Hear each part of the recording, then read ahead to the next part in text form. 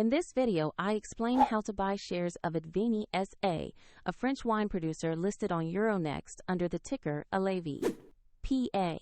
This is an educational walkthrough and not financial advice.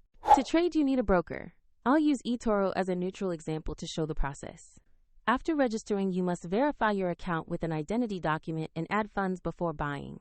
Use the platform search box and type the ticker ALAVI.PA to find Advini SA. Make sure you select the correct Euronext listing for the company. On the asset page, review the company summary and the price chart to understand recent price action. Double-check the name, market Euronext, and ticker ALAVI.PA to confirm this is the right share.